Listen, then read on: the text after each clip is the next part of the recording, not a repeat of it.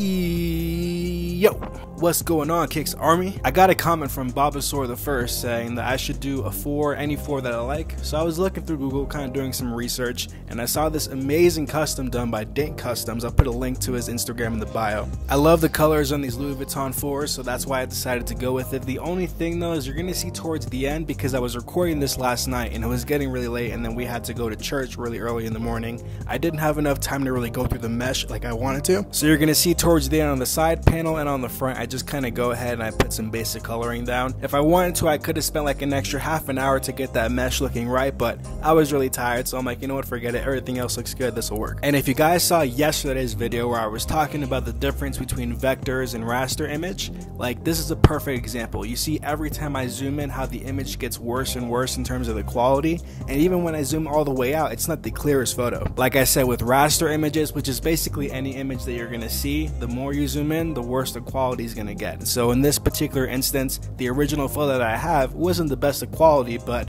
that's why when I go ahead and I recreate it, it's gonna be crisp. Now, as I'm sure a few of you know, I'm in Colombia. I'm gonna be in Colombia for about another 10 days. I'm in the capital, by the way. The capital of Colombia is Bogota, and it's honestly pretty different. Like, obviously I knew it was gonna be different than how it is in the States. Just the culture is completely different, but there's a lot of key differences that you guys are gonna find interesting. Right off the bat, the traffic and the driving here is absolutely insane.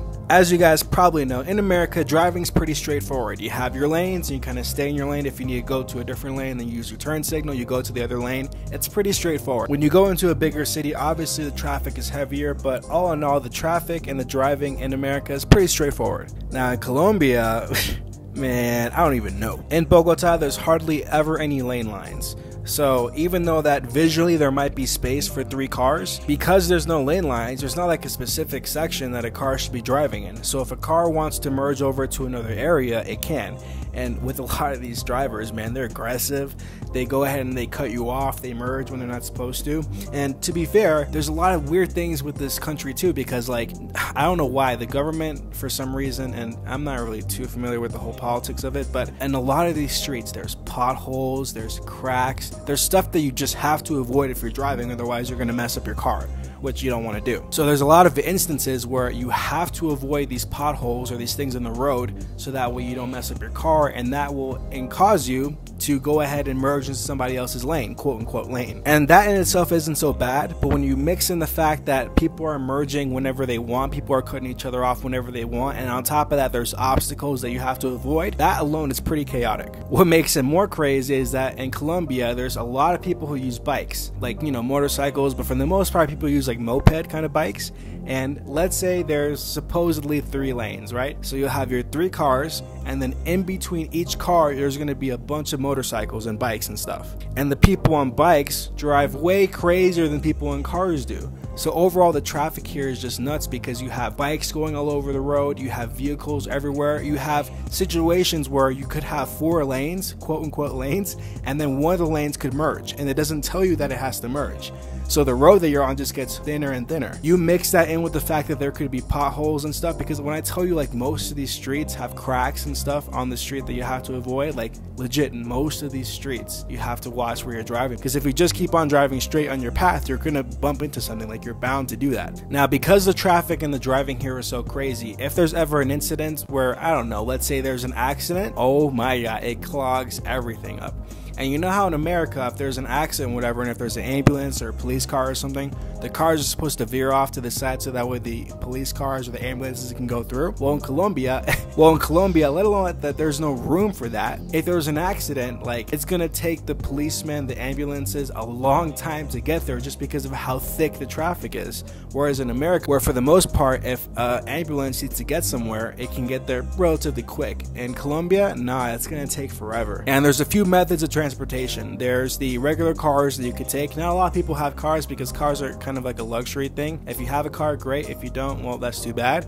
Obviously, a lot of people have mopeds and bikes, But then there's also like another method of transportation. It's called the, I guess in English it's like Transmillennium. Basically, like they're like big buses, but during peak hours those buses are so packed and it's so crazy. So if you need to go to work or something and you're trying to take one of those buses, good luck getting in there, and if you're in there, good luck getting out because of how packed it is. Now, driving and stuff aside, Colombia is pretty good. The food is delicious. I absolutely love the food. I'm Spanish, so that's like not really too much of a surprise. But another thing is, like, let's say you leave your house and you're walking down like the streets that are around your neighborhood.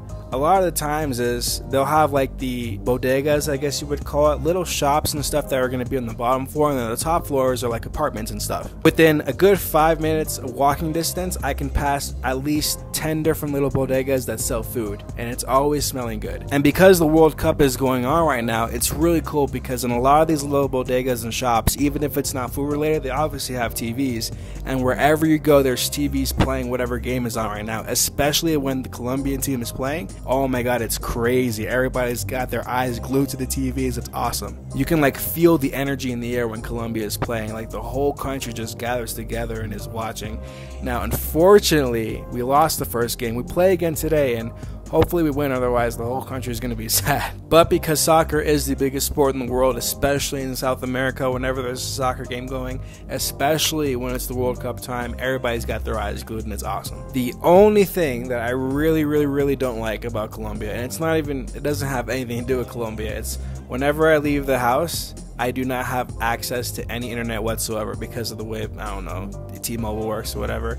The only way I get access to the internet is in the house because of Wi-Fi, and that's it. So as soon as I leave the house, all I can do is pretty much take pictures on my phone, and that's it. But I've only been here for about a week, so I will give you guys my final thoughts on Colombia when I finish up my trip. And then, like I said, as soon as I get back home, I am definitely going to get back to doing those how to draw videos. The first thing I'm going to be doing is the Curry 5. A lot of people have been asking for it, so that's what I'm going to do. But that's going to do it for today's video. If you guys enjoyed the video, leave a like. If you are new to the channel, subscribe. I'll be uploading daily, hopefully. Let me know what snake you'd like to see me draw for tomorrow's video, and I will see you guys tomorrow. Peace.